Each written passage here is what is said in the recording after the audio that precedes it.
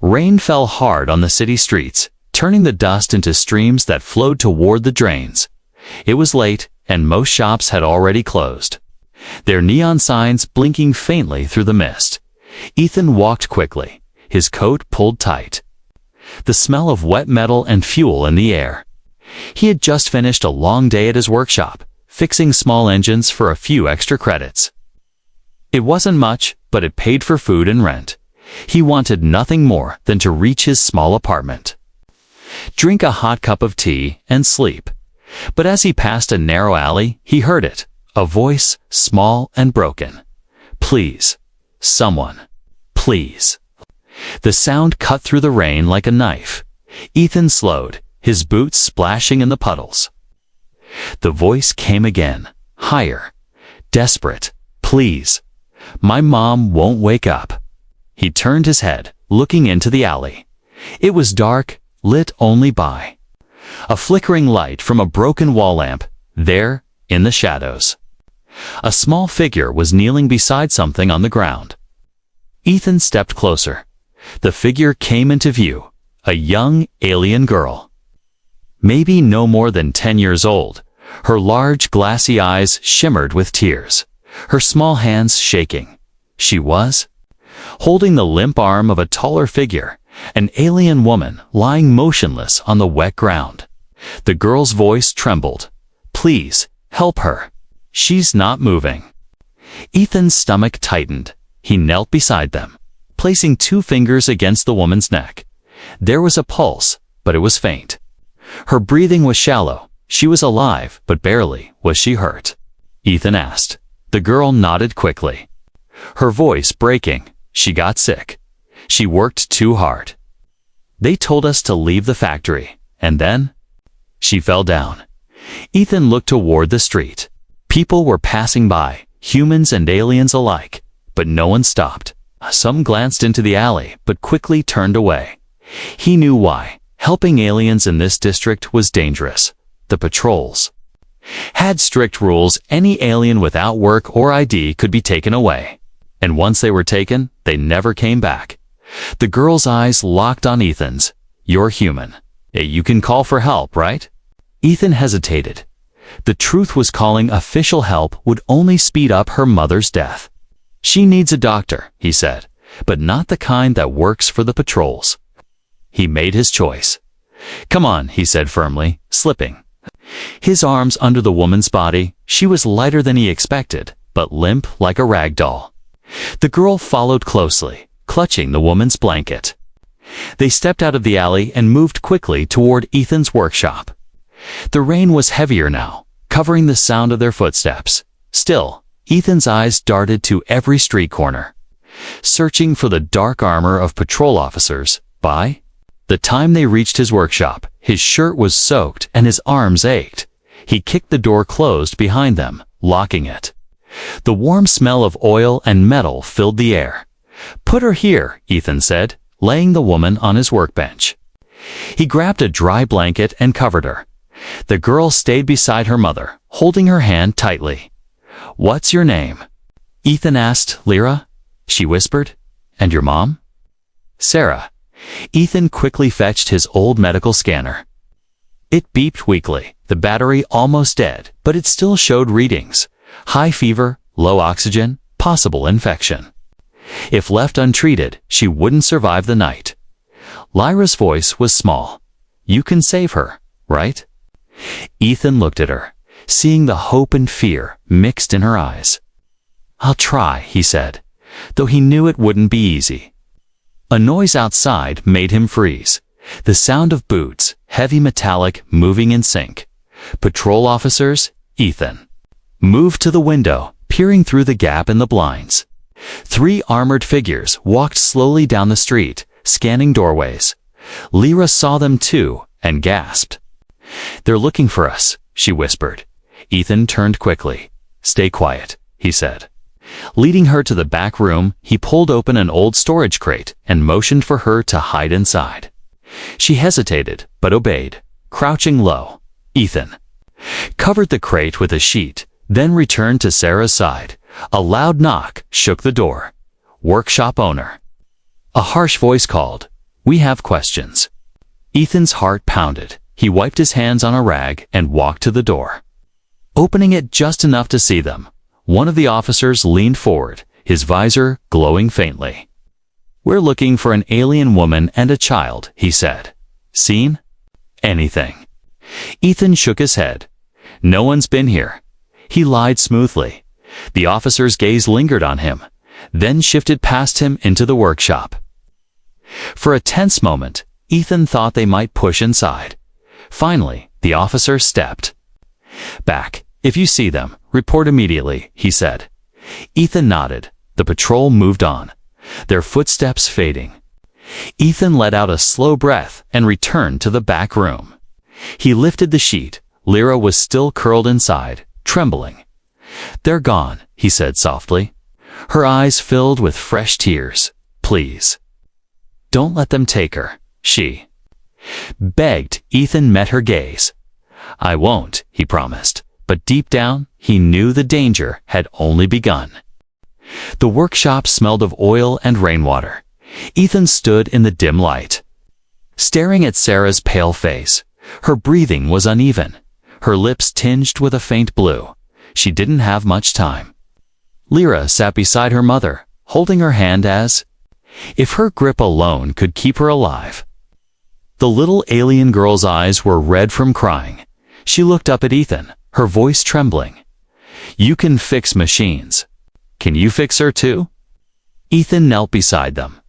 "I'll try," he said, but his voice carried the weight of uncertainty.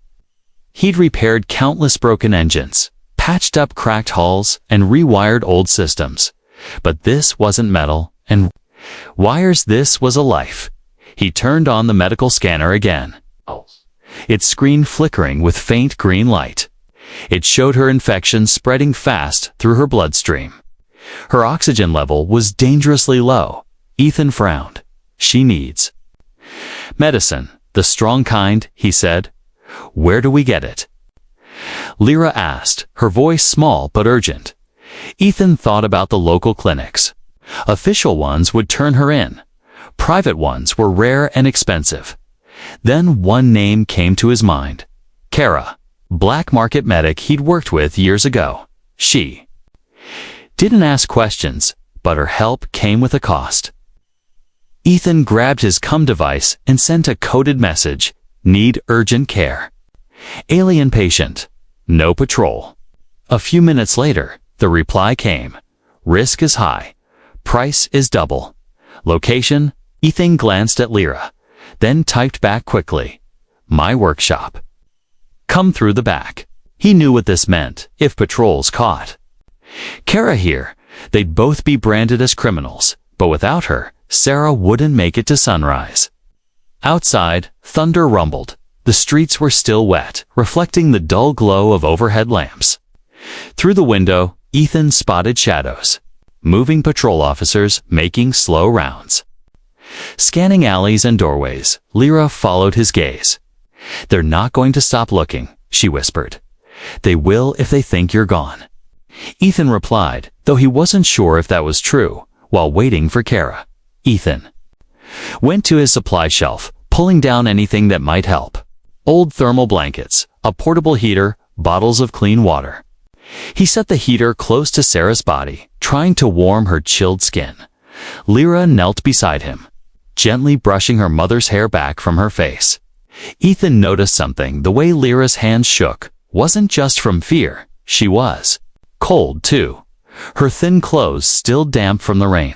"Here," Ethan said, handing her a dry work jacket. She slipped it on without a word, but the look in her eyes said more than any thanks. A faint tapping came from the back door. 3 short knocks. One long. Ethan's heart jumped. He unlatched the door and Kara slipped inside, her hood dripping with rain. She was older than he remembered, her sharp eyes scanning the room instantly. "Where is she?" Kara asked, her voice low. Ethan pointed. Kara walked over, setting her medical case on the workbench. She placed a scanner over Sarah's chest, nodding slowly. "Severe infection." "She's on the edge," Kara said. "Can you save her?" Lyra asked, stepping forward. Kara looked at her, Then at Ethan. "I can try, but I need quiet. And I need time." Time was the one thing they didn't have. The sound of voices echoed. Faintly outside, deep, mechanical voices filtered through patrol helmets. Ethan peeked through the blinds. 2 officers were standing on the corner, scanning passersby, one pointed in their direction. "They're getting closer," Ethan muttered. Kara kept working, pulling out a vial of thick blue liquid and loading it into an injector. "This will slow the infection," she explained, pressing it into Sarah's arm. "She'll need a second dose in a few hours." Lyra stayed at her mother's side, whispering. Words in her native language, Ethan recognized the tone, not words of goodbye, but words of strength. Kara checked the readings again. "She's responding, but barely." "Keep her warm," she instructed. Then came another sound. The unmistakable thud of boots on wet pavement right outside the shop. Ethan's stomach tightened. They couldn't let the patrol in now. Not with Kara's equipment spread out. He motioned for Kara to hide her tools. She swept them back into her case in seconds. The door shook under a heavy knock. "Open up. Patrol inspection." Lyra's eyes went wide with fear. Ethan moved to the door, opening it just enough to show. His face, "What is it?" he asked calmly. One of the officers leaned forward, scanning the room behind him. "Reports of suspicious activity in this area." The officer said, "Nothing suspicious here." Ethan replied, his heart pounding. The officer's gaze shifted. To the workbench, Ethan subtly stepped sideways, blocking the view of Sarah's still form under the blanket. After a tense pause, the officer stepped back. "If you see anyone matching the description, report them immediately." Ethan nodded, shutting the door before they could change their mind. Kara exhaled. "That was close," she said. Lyra ran to Ethan, hugging him tightly. "You didn't tell them," she whispered. Ethan put a hand on her shoulder. "I told you, I'm not letting them take her outside." The sound of patrol. Boots faded, but Ethan knew it was only a matter of time before they returned. And when they did, hiding might not be enough. The rain had slowed to a drizzle outside, inside the workshop. The only sound was the faint hum of the portable heater and Sarah's shallow breathing. Kara had done all she could for now. Her hands were steady, but her expression was tense. "She's not out of danger," Kara said quietly, packing her tools. Ethan stood by the workbench, his jaw tight. "What does she need?" he asked. Kara looked him in the eye.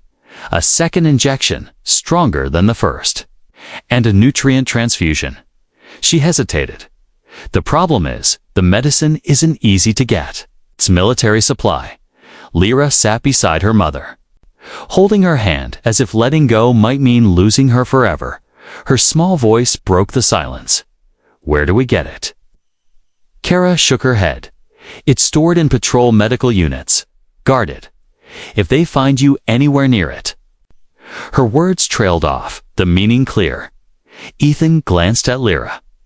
Then back to Kara. "I'll get it," he said, without hesitation. Kara frowned. "You don't understand, Ethan. This isn't like sneaking scrap metal past the port gates. One mistake, and you'll disappear." Ethan's voice was calm. "I already made my choice when I carried her in here." Kara studied him for a moment before giving a short nod. She scribbled the medicine code on a scrap of paper and slid it across the table. "This is what you need. Don't get caught." Ethan slipped the paper into his pocket. But before he could say more, a faint groan came from the workbench. Lyra gasped, leaning over. "Mom?" Sarah's eyelids fluttered, her breathing still labored, but more even then. Before her voice was a whisper, Lyra. Lyra's tears spilled over instantly. "I'm here, Mom. You're safe." Ethan felt a small weight lift from his chest. It wasn't a miracle, not yet, but it was the first real sign that Kara's treatment was working. Kara checked her vitals again. "She's stable for now. That gives you a little time. But not much." Lyra turned to Ethan, her eyes shining with hope and fear all at once. "You saved her," she said softly. Ethan shook his head. "Not yet. We still have work to do." Kara prepared to leave, pulling her hood over her head. "The patrols will be back. I'll circle the long way to avoid them," she said. She paused at the door. "Ethan, you're doing something dangerous. But I can see you won't stop." He didn't answer, but his silence was enough. When Kara was gone, Ethan sat on the edge of the workbench. He could feel Lyra's gaze on him. "You're really going out there?" "With the patrols?" she asked. "Yes," he said simply. She bit her lip. "Then, take this," from her small satchel. She pulled out a tiny carved charm. It looked like a bird with wings spread wide. "It's from my people," she explained. "It's supposed to bring the traveler back home." Ethan took it, feeling its smooth surface. "Thanks," he said, sliding it into his pocket next to the medicine code. Night deepened. The city growing quieter, except for the occasional hum of passing drones. Ethan spent the next hour preparing. He took his old stealth jacket, black, with a built-in heat dampener, and checked the pockets for tools. He loaded a small pulse pistol, not because he wanted to fight, but because he knew he might have to. From the corner of the room, Lyra's voice came again. "Be careful," she whispered. Ethan gave her a reassuring nod. "I will. Keep the heater close to her and lock the door behind me." He stepped outside into the damp night air. The streets were almost empty now, but the sound of patrol boots still echoed in the distance. Ethan moved quickly, sticking to the narrow alleys where shadows were thickest. His destination was the patrol medical depot, a heavily guarded building 2 sectors away. As he walked, he thought about Sarah lying on his workbench. She wasn't just some stranger anymore. She was Lyra's mother, a life that mattered. And for some reason he couldn't fully explain, he felt like protecting her was the most important thing he'd ever done back in the workshop. Lyra stayed awake, refusing to leave her mother's side. She kept the heater close and listened for every breath Sarah took. Her thoughts kept drifting to Ethan, out there in the dark. She didn't know why he was risking so much for them. Humans weren't known for helping aliens in this city. But he had, and now she prayed silently that he would come back. Ethan reached a high wall near the depot and paused. A patrol drone floated past, its red scanner beam sweeping the ground. He waited until it moved on, then slipped over the wall. In silence, ahead, the depot glowed under harsh white lights. 2 officers stood by the entrance, rifles slung over their shoulders. He clenched the charm in his pocket. "This is for her," he whispered to himself, before moving forward into the shadows. The depot loomed ahead like a block of steel and glass. Bright white lights washed over the courtyard, making every shadow thin and dangerous. Ethan crouched behind a low wall, watching the guards' patterns. 2 stood at the main entrance, but he could see another patrolling along the side. Every few minutes, a drone passed overhead, its scanner beam cutting through the misty air. He knew the front door was impossible. Instead, he moved along the wall, keeping his steps slow and quiet. His stealth jacket dampened his heat signature, but it wouldn't help if someone saw him. Directly at the far side of the depot, he found a maintenance hatch near the ground. It was sealed with an electronic lock. Ethan pulled a small multi-tool from his pocket and began to work. The lock gave a soft click, and he slipped inside. Closing it behind him, the inside of the depot was colder than the night air. Long rows of shelves stretched into the distance, each lined with sealed crates and medical containers. The air smelled faintly of disinfectant. His footsteps echoed softly on the metal floor. He moved quickly, scanning the labels. Finally, he found the section for restricted medical supplies. The code Kara had given him matched a small metal case locked behind a reinforced glass door. He took out a thin cutting tool and began to slice. The locking mechanism, sparks fizzed briefly before the lock gave way. He reached in, pulled out the case, and opened it.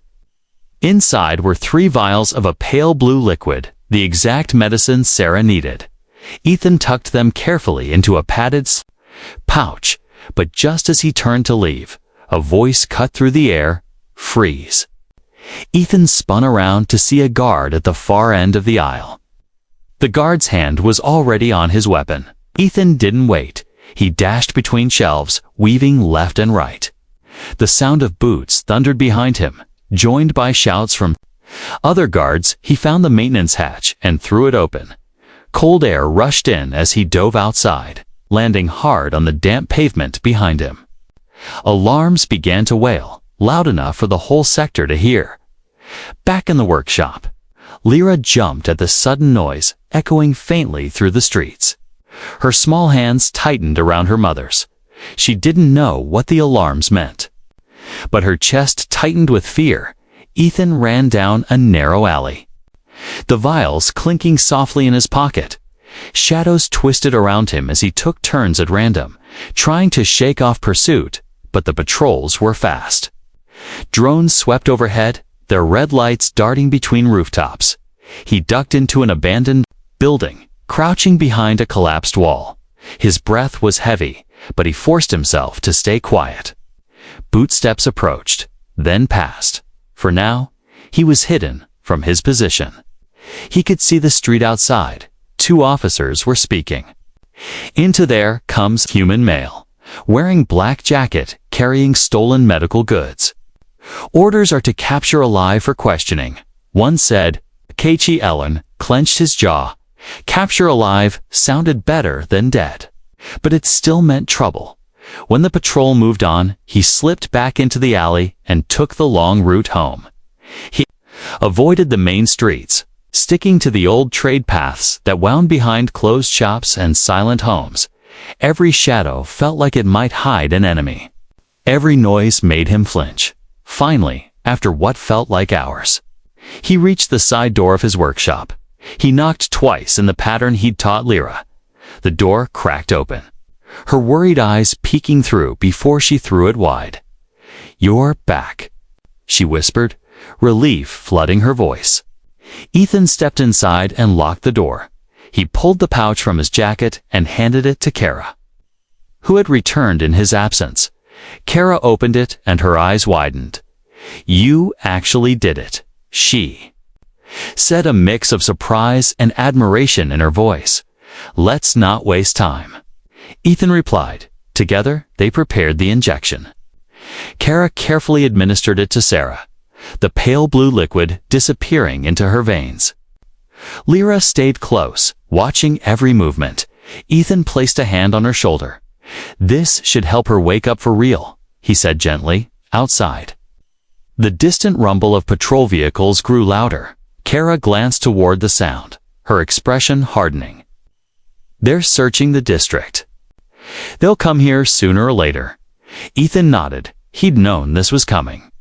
"We need a plan," he said. For the first time since he'd met her, Sarah's eyes opened fully. They were a deep green. Sharp, even in her weakness, she looked at Lyra first, a faint smile touching her lips. Then her gaze moved to Ethan. "You helped us," she whispered, her voice rough. Ethan only nodded. "Rest. We'll keep you safe." The sound of engines drew closer. Lyra's relief was quickly replaced by fear. "They'll take her away," she said, clutching her mother's hand tighter. Ethan shook his head, determination in his eyes. "Not while I'm here." The rumble of patrol engines was no longer distant. It was right outside. Heavy wheels grinding against the wet street. Blue searchlights swept across the workshop's windows. Shadows of armored officers moved past the glass, their boots thudding. In perfect rhythm, Ethan's mind was already racing. The workshop had only 2 exits, the front door and the side alley door. Both would be covered in seconds. "We can't stay," he said in a low voice. Kara glanced at Sarah. "She's too weak to walk far." Ethan looked at the small storage room in the back. Then we'll carry her. Lyra's voice trembled. They'll see us if we go out the door. Ethan gave a short nod. That's why we're not using the door. He crossed the room to a section of the floor near the wall. With a grunt, he pulled up a metal panel, revealing a narrow tunnel. Beneath, the air from below was cold and smelled faintly of rust. It's an old service tunnel, he explained. It runs under the street and comes out near the scrapyards. No patrol ever goes there. Too many collapsed sections. Kara moved to help. They eased Sarah from the workbench, wrapping her in Ethan's old thermal blanket. Her head rested against Ethan's shoulder as he lifted her. She was light, far too light, and he could feel the faint shiver in her body. Lyra, you stay close to me, Ethan said firmly. The little girl nodded, clutching her satchel, her other hand. Didn't let go of Sarah's until they were halfway into the tunnel. The tunnel walls were damp. The sound of dripping water echoed as they moved forward. Ethan kept his steps quick but careful. Behind them, Kara replaced the floor panel, hiding any sign of their escape. Above, the sound of heavy boots entered. The workshop, muffled voices barked orders. They're here somewhere. Search every corner. Metal clanged as the patrol overturned tables and crates, but down in the tunnel, the group kept moving. After 10 minutes of crawling and stooping, the tunnel sloped upward. Ethan pushed open a rusty grate. Cold night air rushed in, carrying the scent of oil and burnt metal from the scrapyards. They emerged between piles of broken ship hulls and crushed cargo containers. The scrapyard stretched 4 blocks, a maze of jagged steel and shadows. Ethan knew it was both a blessing and a curse, easy to hide, but also easy to get lost. Kara took the lead, guiding them toward a cluster of derelict cargo pods. This way, she whispered. They're abandoned, but solid enough to block scanners. Once inside the largest pod, Ethan set Sarah down on a stack of folded tarps. Lyra knelt beside her immediately, brushing hair from her mother's face. Kara checked her vitals. She's holding steady. The medicine's working. Ethan stood by the doorway, scanning the scrapyard for movement. In the distance, he could hear the faint whir of drones. They'll sweep here eventually, he said. Kara nodded. We'll need to keep moving until they give up. Lyra looked between them. But where will we go?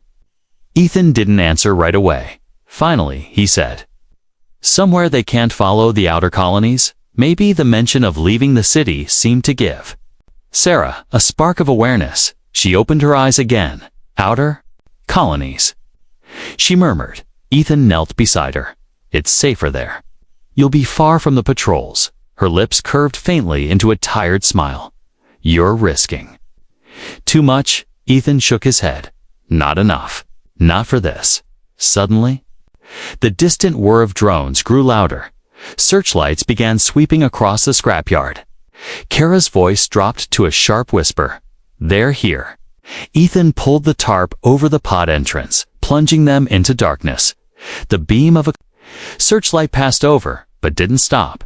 They held their breath until the sound faded again. Hours passed before Ethan dared to move them again.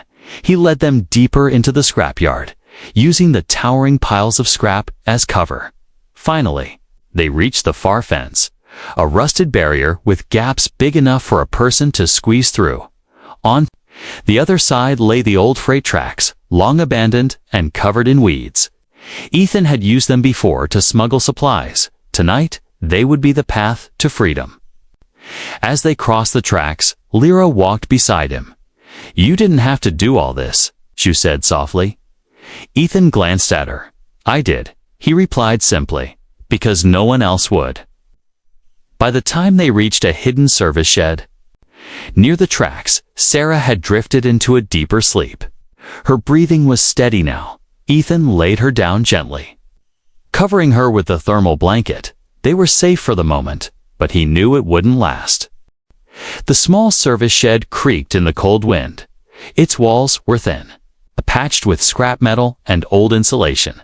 Inside, the air was heavy with silence. broken only by the slow breathing of Sarah as she rested. Lyra sat close to her mother. Clutching her hand as if afraid she might disappear, Ethan crouched near the door, his eyes on the cracks where pale dawn light seeped through. He'd been awake all night, listening for any sound that didn't belong. Patrols hadn't reached this far yet, but that didn't mean they wouldn't. Kara sat on the floor opposite him, her face pale in the dim light. "They'll keep searching until they have something to report," she said quietly. "They don't give up on stolen government property." Ethan didn't like the way she said property. He knew she meant the medicine, but part of him wondered if they'd also see Sarah that way, as something to claim. "We can't stay here," he replied. "If they find us, it's over." Kara nodded. "So where do you want to go?" "We can't exactly take the main road and wave goodbye to the city." Ethan reached into his jacket and pulled out a folded map. It was worn and stained, the edges frayed from years of use. He spread it on the floor between them. "This is the freight line," he said, tracing it with his finger. "It used to run all the way to Port Cale on the outer edge of the colonies."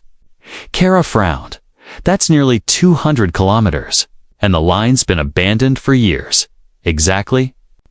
Ethan said, "No patrols, no checkpoints. Just the risk of the wild zones." Lyra's voice was small but steady. "What's a wild zone?" Ethan hesitated. "It's, a place where nature has taken everything back. Dangerous animals, unstable ground, sometimes worse." The little girl looked at her mother and then at him. "I don't care. If it means she's safe, I'll go." Kara leaned back, arms crossed. "We'll need food, water, and something to move her in." Ethan glanced at Sarah. She couldn't walk. "Not yet. We can build a small sled, something light enough for me to pull." Kara gave a slow nod. "And you're sure the freight line's clear?" Ethan met her gaze. "No," he admitted. "But it's the only path they won't expect us to take." By mid-morning, Ethan was in the scrapyard again. Moving quickly but carefully, he scavenged old metal tubing, wheels from a broken cargo, drone, and sheets of lightweight polymer back in the shed. He and Kara worked side by side, their tools whispering against metal. Lyra fetched whatever parts they needed, her determination making her forget her fear. When the sled was done, it was low and sturdy, with a small canopy that could fold over Sarah to hide her from the sky. They lined it with tarps and an old blanket. Ethan tested the weight by pulling it along the freight tracks. It moved smoothly enough, though he knew the real challenge would be the uneven ground ahead. As the day faded into evening, they ate a simple meal of ration bars and water. Lyra broke hers in half and tried to give the bigger piece to Ethan. He shook his head, pushing it back to her. "You'll need your strength more than I do." She gave him a small smile. "You sound like my dad," she said softly. Ethan paused, unsure how to answer. Before he could speak, she added, "I mean that in a good way." When night fell, they packed what little they had. Kara checked Sarah's condition again. "She's stronger than yesterday," she said, "but the journey will still be hard on her." Ethan tightened the straps on his pack. "We move before sunrise. Less chance of being spotted in the hours before dawn." The air was damp and heavy with fog. They slipped out of the shed, moving along the overgrown tracks. The sled glided behind Ethan, Sarah resting under the canopy, her breathing steady. Kara walked ahead, scouting the path. Lyra stayed close to Ethan, her eyes scanning the shadows. For the first hour, the only sounds were their footsteps and the faint hum of insects in the grass. Then, faintly, a mechanical whir echoed in the distance. Ethan froze, raising a hand for silence through the fog. A faint red light pulsed, a patrol drone skimming low over the tracks. They dragged the sled off the path and into a cluster of thick brush. The drone passed overhead, its scanner beams sweeping the ground. Ethan held his breath until the hum faded into the distance. When it was gone, Kara exhaled slowly. That was too close, Ethan nodded, and it won't be the last. They stepped back onto the tracks and kept moving. The fog began to thin, revealing the wild zone ahead, a stretch of dense forest growing over the rusted rails. Dark shapes moved between the trees. The air was filled with strange cries and distant roars. Part 6 ends with the group standing at the edge of the wild zone. The city is behind them. The most dangerous part of the journey is ahead, and there's no turning back. The wild zone loomed like a living wall. Trees twisted together.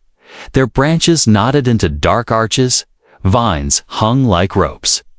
Swaying slightly in the cold morning air, beyond the first line of trees, the rails vanished into shadows.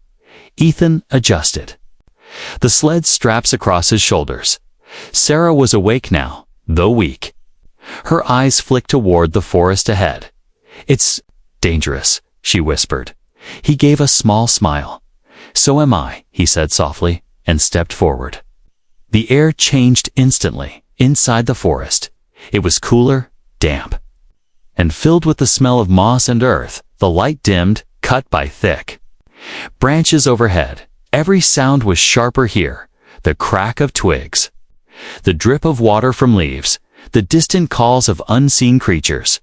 Kara moved ahead, machete in hand. Clearing the path when the rails were blocked, Lyra stayed right behind Ethan, one hand on the sled frame, as if to reassure herself that her mother was still there. Hours passed slowly. They crossed a small stream where the rails had rusted away, forcing Ethan to carry the sled piece by piece. Twice, they had to hide as strange, four-legged shapes moved through the undergrowth. One creature stopped near them, sniffing the air, its eyes glowing faintly in the dim light. Ethan kept his hand on his knife until it finally moved on. By midday, the forest seemed to press closer around them. The sound of something big moving through the trees kept pace with them for nearly half an hour. Kara's eyes narrowed. "It's following us," she said quietly. Ethan stopped the sled and looked at Lyra. "Take your mom and hide behind that fallen log," he ordered. The girl's eyes widened, but she did as she was told, from the shadows. The stalker appeared, a massive feline-like predator, its fur striped with dark and silver patterns. It crouched low, muscles rippling, its tail twitching. Ethan took a step forward, drawing his knife slowly. The beast growled, low and deep. Kara shifted her stance, ready to strike, but before it could pounce, Ethan slammed the blade into the trunk of a nearby tree. The ringing sound echoed through the forest, startling the creature just enough for it to back away. It gave one last glare before melting into the shadows. When Lyra rushed back, she hugged Ethan tightly. I thought it would take you," she said. He smiled faintly. "Not while I've got you three to look after." Even Kara's usual guarded look softened at that. The day dragged on. They faced thorn-covered vines that shredded clothing, sudden drops where the ground had collapsed, and swarms of biting insects. Sarah's fever began to rise again, her breaths shallow. Ethan pushed himself harder, pulling the sled faster. Even when his muscles burned, he refused to slow down as night fell. The forest grew colder. Strange lights flickered in the distance, not lamps, but the bioluminescent glow of plants and insects. They found a small clearing where the rails were still intact. Ethan set up a tiny fire, shielding the light with a metal panel, while Kara prepared a simple meal. Lyra sat beside her mother. Ethan joined them, placing a cup of warm broth in Sarah's hands. Her eyes met his, and for the first time, she didn't look like she was fighting to stay strong. She simply looked grateful. "You've done more than I ever could have asked," she whispered. Ethan shook his head. Family doesn't need to ask. The next morning, the forest began to thin. Through the trees ahead, they saw sunlight spilling onto open ground when they stepped out. The sight took their breath away. The old freight station of Port Cale stood on a wide hill, its roof rusted but still intact. Beyond it stretched the open plains of the outer colonies. Safe from the patrols, reaching the station wasn't easy. The last stretch of rails was broken, forcing them to drag the sled across loose gravel. But when they finally entered the building, it was empty, quiet, and untouched. Kara checked for danger and then turned to Ethan. "This is it. From here, we can find transport to the colonies." Lyra stood in the middle of the station, looking around. Then she turned to Ethan. "Does this mean we're safe now?" Ethan crouched to her level. "Safe enough to start over," he said. She looked at Sarah, then back at him, then, "Can I call you Dad now?" The words hit him harder than he expected. Sarah smiled weakly. "They've been wanting to for a while," she said softly. Ethan felt a warmth spread through his chest. He reached out, pulling Lyra into a hug. "Yeah," he said quietly. "I'd be proud if you did." Kara looked away with a faint smile. Pretending not to watch, the wind rattled the broken glass high in the station windows. But inside, the little group was still. They had made it through the city, the patrols, and the wild zone, and though the journey ahead would be long, Ethan knew one thing: he wasn't alone anymore.